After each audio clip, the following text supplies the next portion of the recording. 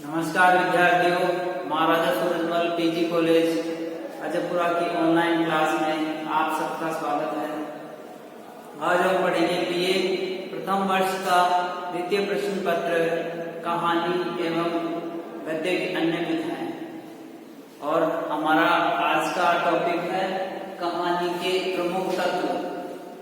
इससे पहले कहानी का उद्भव, विकास एवं परिभाषा के बारे में थोड़ी संक्षिप्त जानकारी की चर्चा कर लेते हैं। कहानी का जो प्रारंभ है वो 19वीं सदी से माना जाता है और कहानी जो लोकप्रिय हुई है वो आधुनिक काल में अधिक हुई। प्राचीन काल से ही कहानियों का सिलसिला चलता आ रहा है। हमारे भगवत पुराण में नल दमयंती कथा, वह इसके अलावा मत्स्य पुराण है, पुराणों में भी अन्य कथाएं हैं और पुराणों में उर्वशी व पुरूरवा की कथाएं मिलती हैं। इसके बाद में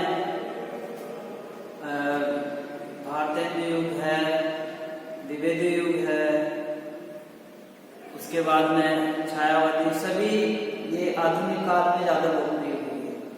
और इसमें कथाकारों का भी बहुत बड़ा योगदान है। और कहानी के प्रमुख तत्वों के बारे में चर्चा करने से पहले हम जान लें कि इसकी परिभाषा है। तो कहानी की परिभाषा सबसे पहले हम देखेंगे। डॉक्टर राम प्रकाश वर्मा जी ने कहानी की परिभाषा देते हुए कहा है कि कहानी वह कथात्मक लघु गद्य रचना है जिसमें जीवन की किसी एक स्थिति का सरस चित्रण होता है। डॉक्टर राम प्रकाश जी ने कहानी की परिभाषा बताते हुए कहा है कि कहानी वह एक कथात्मक, जिसमें कहानी लघु गद्य रचना है जिसमें जीवन की किसी एक स्थिति का सरस चित्रण होता है।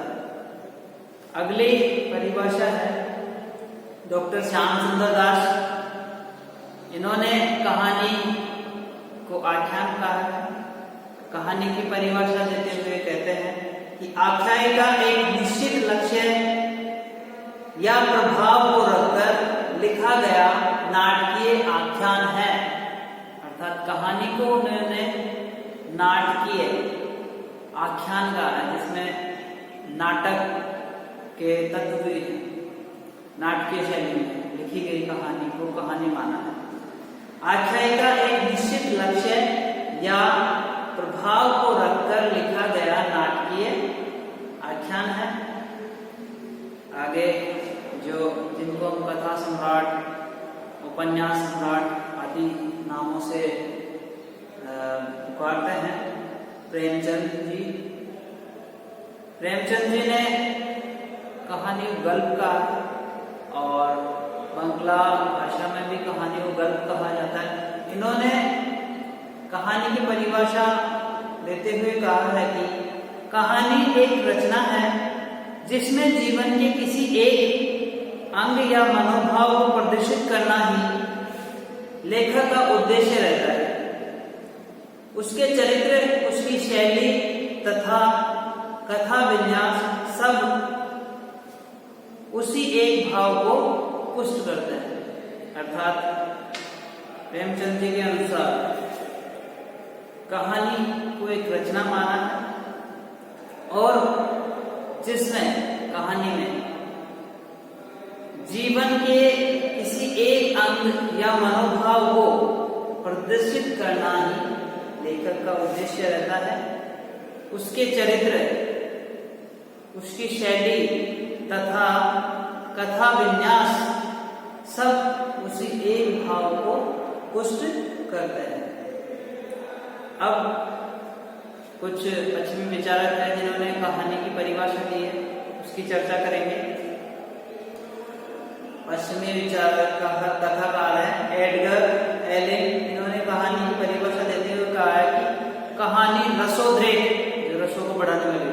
कहानी रसोद्रेक करने वाला एक आख्यान है जो एक ही बैठक में पढ़ा जा सके, जिसको एक ही बैठक में पढ़ा जा सके और जो हमारे रसों को उत्पन्न करे, रसों को बढ़ावा दे, उस आख्यान को कहानी कहा है एडगर एलिन ने।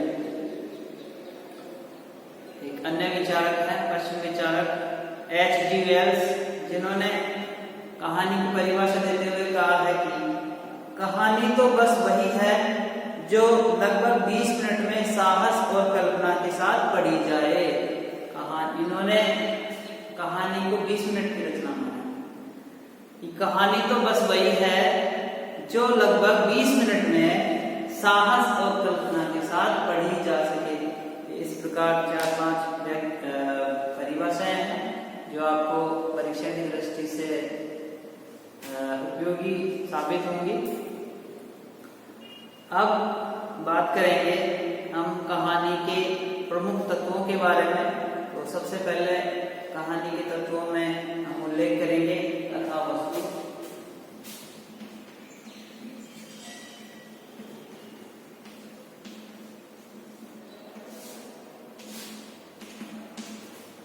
कथा वस्तु अर्थात कहानी। कहानीकार कहानी में घटनाओं को लड़ी में पिरोकर जो कुछ कहता है कथा वस्तु कहते हैं। अर्थात घटनाओं को क्रमबद्ध तरीके से पेश करना कथा वस्तु है। कथा वस्तु का अर्थ होता है विषय वस्तु और एक होता है कथानक। कथानक का मतलब उसकी कहानी क्या है, अर्थात कहानी। कथा वस्तु है शीर्षक और कथानक है कहानी। संक्षिप्तता कहानी के कथानक का अनिवार्य गुण है और कथा वस्तु में उत्सुकता होनी चाहिए, जिस कथा वस्तु को पढ़ते ही समझ में आ जाए कि ये कहानी किसकी है। और एक होता है कथानक। संक्षिप्तता कहानी के कथानक का अनिवार्य गुण है। कथानक का एक अनिवार्य गुण है संक्षिप्तता। संक्षिप्तता कथानक की 5 अवस्थाएं होती है। आरंभ, जिसमें कहानी आरंभ होती है। विकास, कहानी का धीरे धीरे विकास होता है। कौतूहल, उसमें रहस्य, कौतूहल, उत्सुकता जागती है। और जब कहानी चरम सीमा को पहुंचकर और अंत, ये 5 अवस्थाएं बताई गई हैं। परंतु हर कहानी में ये 5 अवस्थाएं नहीं होती। अधिकांश कहानियों में कथानक संघर्ष की स्थिति को पार करता है, विकास को पार करता है और कौतूहल को जगाता हुआ चरम सीमा पर पहुंचता है और उसी के साथ कहानी का अंत हो जाता है।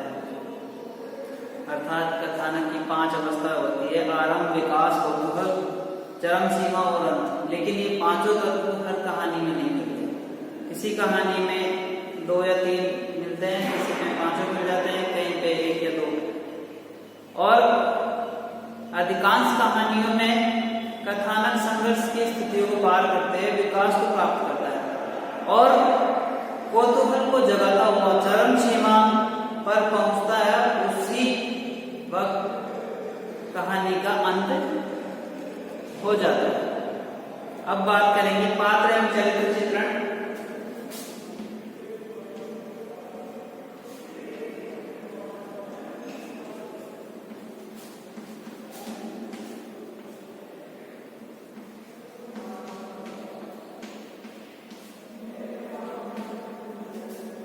पात्र एवं चरित्र चित्रण, जैसा कि मैंने पूर्व में बताया था कि पात्र एवं चरित्र चित्रण को कुछ लोग एक ही वस्तु मान लेते हैं, लेकिन ये दोनों अलग अलग हैं। पात्र व्यक्ति होता है और चरित्र चित्रण होता है उसका व्यक्तित्व। पात्र अर्थात व्यक्ति और चरित्र चित्रण उसका व्यक्तित्व का वर्णन। तो कहानियों में प्रमुख रूप से पात्र होते हैं, सहायक पात्र होते हैं, खलनायक होता है, सहयोगी पात्र होते हैं और 5 से 10 इसमें पात्र हो सकते हैं, इससे ज्यादा भी हो सकते हैं और उन पात्रों का एक निश्चित चरित्र होता है और उस चरित्र के अनुसार ही उनका चरित्र चित्रण किया जाता है। चरित्र चित्रण करते वक्त पात्र की स्थिति और उनके स्वभाव, उनके मनोभाव और उनके विचारों के अनुकूल ही उनके पात्रों का चरित्र चित्रण होता है। और पात्रों में जो पात्र होते हैं वे कहानी को आगे बढ़ाने का कार्य करते हैं और इन्हीं पात्रों के माध्यम से कहानी स्पष्ट होती है। इसलिए कहानी के प्रमुख तत्वों में पात्र का भी बहुत बड़ा योगदान होता है। पात्र कहानी को शुरुआत से मध्य और अंत में ले जाता है। कुछ पात्र इसमें खलनायक होते हैं, मुख्य पात्र होते हैं, सहयोगी पात्र होते हैं। इसके अलावा जो खलनायक होते हैं वे नकारात्मक विचार और नकारात्मक सोच के आधार पर उनका चित्रण किया जाएगा और जो मुख्य पात्र और इसमें मुख्य पात्र होता है वो वीर, साहसी, ईमानदार, भारतीय संस्कृति के अनुसार उनका चित्रण किया जाता है। अब बात करेंगे तीसरे तत्व के बारे में, देश काल या वातावरण।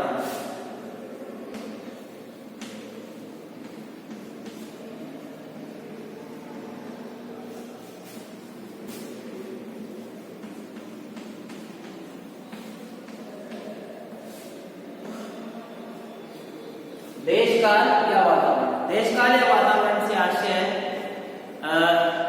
जिस परिप्रेक्ष्य में, जिस वातावरण में कहानी लिखी गई, जिन समकालीन परिस्थितियों में कहानी लिखी हुई है, उस समकालीन परिस्थितियों का प्रभाव उस कहानी पर भी झलकता है।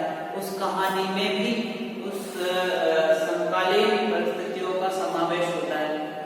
जिस समय कहानी लिखी गई उस वक्त देश का कैसा था, वातावरण कैसा था, संस्कृति कैसी थी, रीति रिवाज कैसे थे और उस वक्त शासन व्यवस्था कैसी थी और किन किन नियमों का पालन करना पड़ता था, रहन सहन, खान पान, ये सारी चीजें देश काल या वातावरण के अंतर्गत आती है। कहानी में भौतिक वातावरण के लिए कोई स्थान नहीं होता। भौतिक वातावरण के लिए, भौतिक वातावरण कहानी के लिए कोई स्थान नहीं होता। कहानी में उसका कोई स्थान नहीं होता। लेखक पाठक को युग विशेष में ले जाता है। लेखक देश काल या वातावरण के द्वारा उस युग, विशेष युग में ले जाता है जिस युग में कहानी को लिखा गया है। जैसे प्रेमचंद जी की कहानी है उसके रात, तो स्वतंत्रता से पूर्व किसानों की कैसी दयनीय स्थिति थी वो उसमें दिखाया गया है और उस समकालीन परिस्थितियों में देश में कैसा वातावरण था और कृषि करने के लिए किन किन समस्याओं से जूझना पड़ता था किसान को, उसकी यथार्थ चित्रण किया है। इसी प्रकार कहा जा सकता है कि कहानी में देश काल या वातावरण समकालीन परिस्थितियों को उजागर करने में सक्षम है। अब बात करेंगे संवाद या कथोपकथन।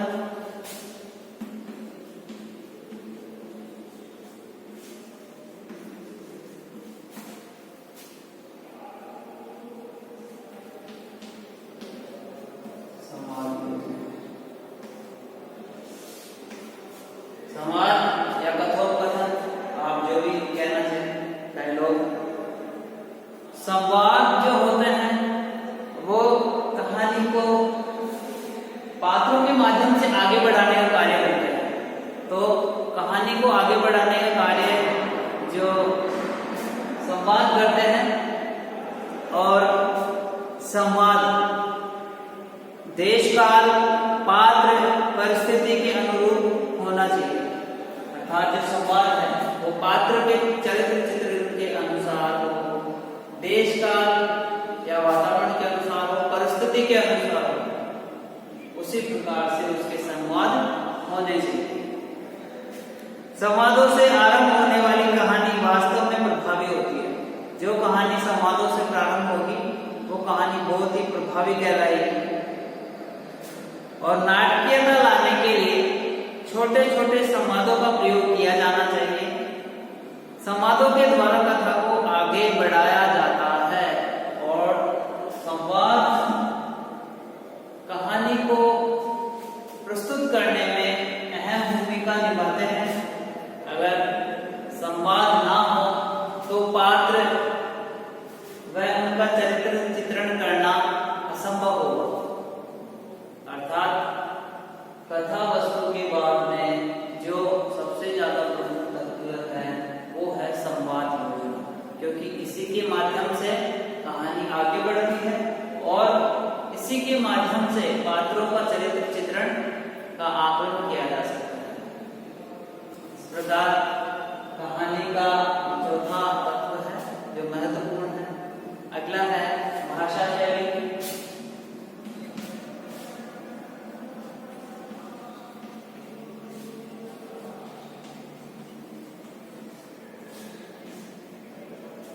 भाषा शैली कहानी को प्रभावी बनाने के लिए लेखक को चाहिए कि वो साधारण सरल सुबोध भाषा का प्रयोग करे। उसके साथ ही वो थोड़े अलंकारिकता या मुहावरों, लोकोक्ति आदि का भी प्रयोग कर सकता है। इसके अलावा तत्सम, तद्भव, देशज उर्दू के शब्द भी वो कहानी में प्रयोग कर सकता है। कहानी को प्रभावी बनाने के लिए भाषा शैली प्रमुख हथियार है। जिस कहानी की भाषा शैली जितनी ज्यादा परिपक्व रहेगी, आकर्षक रहेगी, वो कहानी उतनी ही ज्यादा प्रसिद्ध होगी। जैसा कि प्रेमचंद जी ने अपने लगभग सभी कहानियों में भाषा पर अधिक प्रयोग किए हैं और उनको भाषा का प्रयोग करना आता है।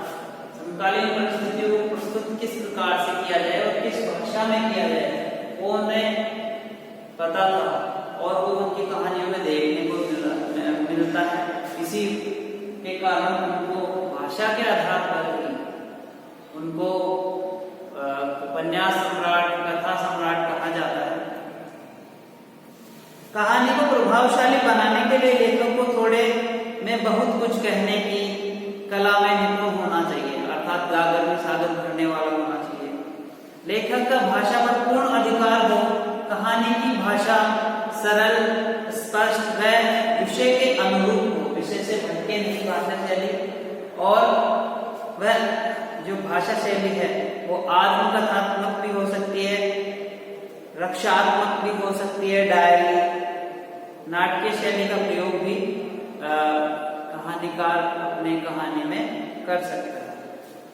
अगला कहानी के प्रमुख तत्वों में अगला तत्व है उद्देश्य।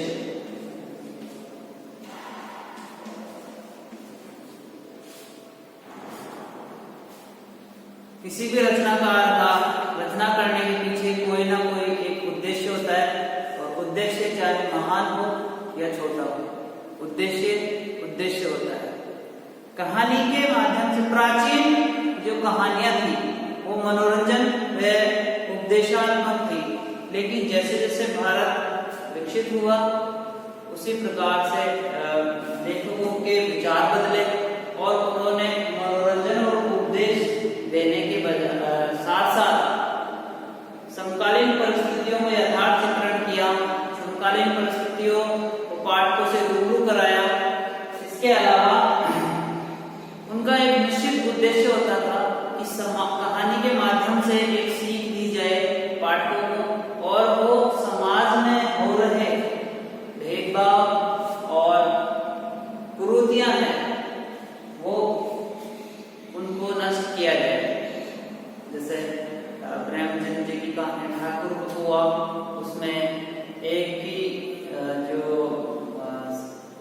सेठ जी हैं, उनकी 9 बेटियां हो जाती है, लेकिन फिर भी वो पुत्र की आस में लगे रहते हैं। वैसे ही इसमें ये उद्देश्य सिद्ध होता है कि हमें शिक्षा को आगे बढ़ाना है और ऐसी जो कुरीतियां हैं उनको दूर करना है, जो बुरी मानसिकताएं हैं उनको दूर किया जाए। कहानीकार का एक ही उद्देश्य होता है कि कहानी के माध्यम से इस समाज को सीख दी जाए। और मुंशी प्रेमचंद ने तो यहाँ तक कहा है, यहाँ तक माना है कि जो साहित्य है वो समाज का दर्पण है। जैसा साहित्य लिखा जाएगा वैसा समाज होगा, और जैसा समाज होगा वैसा साहित्य लिखा जाएगा। यही कहानीकार के उद्देश्य रहते हैं। इस प्रकार ये कहानी के प्रमुख तत्व रहे। कथा वस्तु जो कहानी की मूल वस्तु रहती है। इसमें कथानक जो विषय वस्तु में कहानी बताई जाती है वो होती है कथानक। पात्र एवं चरित्र चित्रण, कहानी में पात्र होते हैं एवं उनका चरित्र चित्रण किया जाता है। और चरित्र चित्रण पात्रों के परिस्थिति, देश काल और उनकी मनोभाव के अनुसार ही उनका चरित्र चित्रण किया जाता है। अगला प्रमुख तत्व है देश काल या वातावरण। जिस परिस्थितियों में कहानी लिखी गई है उस परिस्थितियों में कैसा समाज था, कैसे रिवाज थे, कैसी संस्कृति थी, वो देश काल या वातावरण में बताई जाती है। अगला है संवाद योजना। कहानी को आगे बढ़ाने का कार्य संवाद करते हैं, और संवाद पात्रों के चरित्र चित्रण करने में भी सहयोगी होते हैं। अर्थात कथा वस्तु के बाद में सबसे महत्वपूर्ण संवाद योजना है। जिस कहानी का संवाद जितना प्रभावी होगा वह संवाद उतना ही वह कहानी को उतनी ही ज्यादा प्रचलित होगी, प्रसिद्ध होगी। और कहानी को रोचक बनाने के लिए छोटे छोटे संवादों का प्रयोग किया जाता है। अगला है भाषा शैली। कथा वस्तु संवाद योजना के बाद में अगर कोई प्रमुख तत्वों में जो विशेष है वो है भाषा शैली। जिस कहानीकार की भाषा पर अधिकार होगा और उस भाषा का प्रयोग नाट्य ढंग से सरल सुबोध लोकोक्ति व मुहावरों का प्रयोग करके, अलग अलग भाषाओं के शब्दों का प्रयोग करके अपनी भाषा शैली को आकर्षक बना सकता है। जितनी आकर्षक भाषा शैली होगी उतनी ही आकर्षक वो कहानी होगी। अगला इसका प्रमुख तत्व है उद्देश्य। किसी भी कहानी को लिखने के लिए, रचना को लिखने के लिए एक उद्देश्य होता है। तो कहानीकार का एक निश्चित उद्देश्य होता है और उस उद्देश्य की पूर्ति को कहानी के अंत में अपने शब्दों में दर्शाता है। उस कहानी को